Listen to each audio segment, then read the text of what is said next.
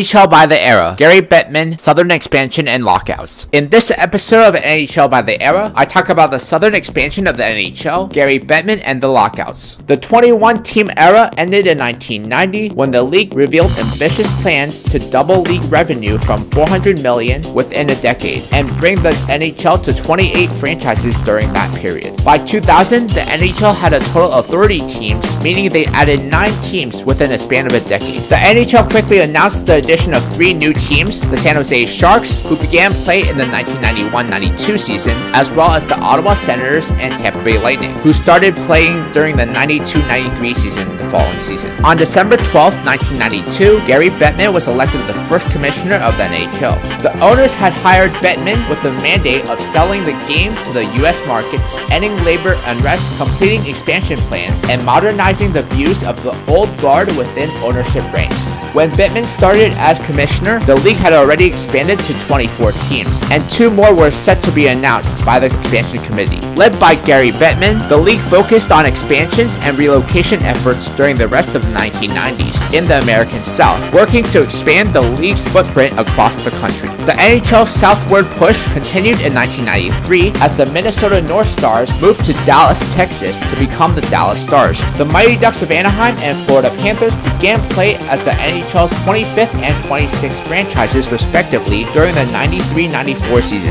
In 1994, players were locked out by the owners because of a lack of a collective bargaining agreement. The owners insisted on a salary cap, changes to free agency, and arbitration in hopes of limiting escalating salaries, while the union instead proposed a luxury tax system. Just as the entire season seemed to be lost, an 11th-hour deal was agreed upon. Although the owners failed to achieve a full salary cap, the deal was initially hailed as a win for the owners. The 1994-95 lockout lasted 104 days, causing the season to be shortened from 84 games to 48 games. Following the lockout, several teams were relocated to southern markets. The revenue disparity between large and small market teams, aggravated by falling value of the Canadian dollar, forced the Quebec Nordiques to move to Denver and become the Colorado Avalanche in 1995. In 1996, the Winnipeg Jets relocated to Phoenix, Arizona, becoming the Coyotes. The following year, in 1997, the Hartford Whalers moved to Greensboro, North Carolina to become the Carolina Hurricanes.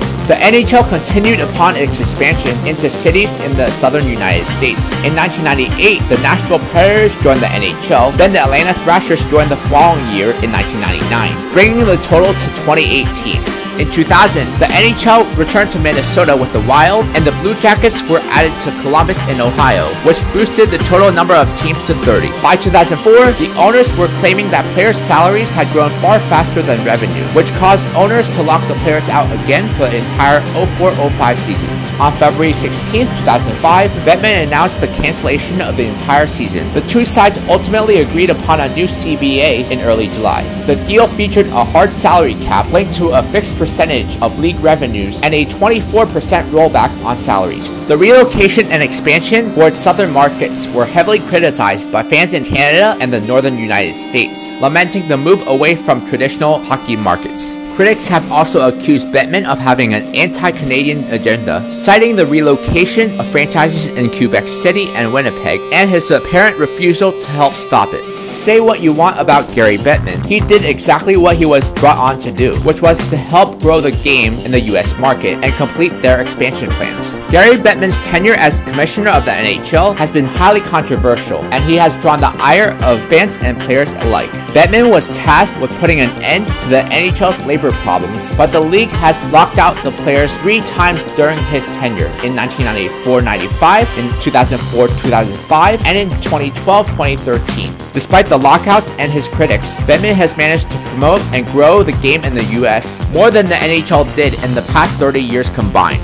No matter how much Gary Bettman gets booed, it does not change the fact that he has been a monumental part of making the NHL what it is today. During the southward expansion of the NHL, several NHL superstars became household names. Jaromir Jagr was one of the most talented players in NHL history, having been selected 5th overall in the 1990 NHL draft by the Pittsburgh Penguins, winning back-to-back cups in 1991 and 1992.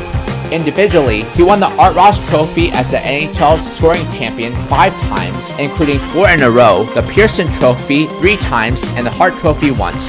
Jágr has the second most points in NHL history after Wayne Gretzky, having recorded 1,921 points, along with 766 goals in 1,733 games in his career.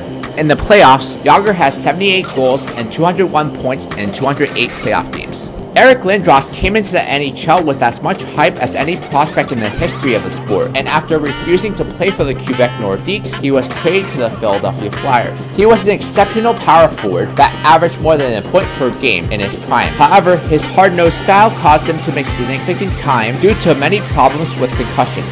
Lindros would capture a Hart Trophy as league MVP and the Lester B. Pearson Award for Most Outstanding Player during the lockout-shortened 94-95 season. When Lindros was at his best, he was regarded as one of the 5 best players in the league. Nicknamed the Dominator, Dominik Hasek was regarded as one of the best goalies in the league during his prime with the Buffalo Sabres, in which he took home 3 Hart Trophies as the league's most valuable player. Hasek had an iron grip on Vezina trophies during the 90s, winning 5 Vezina trophies in that time span, and also won 1 more in 2001. In 9 seasons with the Buffalo Sabres, Hasek acquired over 25 franchise records, including most all-time games played, wins, shutouts, and lowest goals against average. Ray Bourque was head and shoulders the best defenseman in the 1990s. He won the Norris Trophy as the NHL's top defenseman 5 times, while finishing second for that trophy 6 times. He holds the record for most career goals, assists, and points by a defenseman, with 410 goals, 1,169 assists, and 1,579 points in 1,612 career regular season games. His playoff production is just as impressive, having recorded 139 assists and 180 points in 214 postseason games. From expansions and lockouts, the NHL lucked out into having 2 transformative players come into the league at the same time, setting the table to where we are today.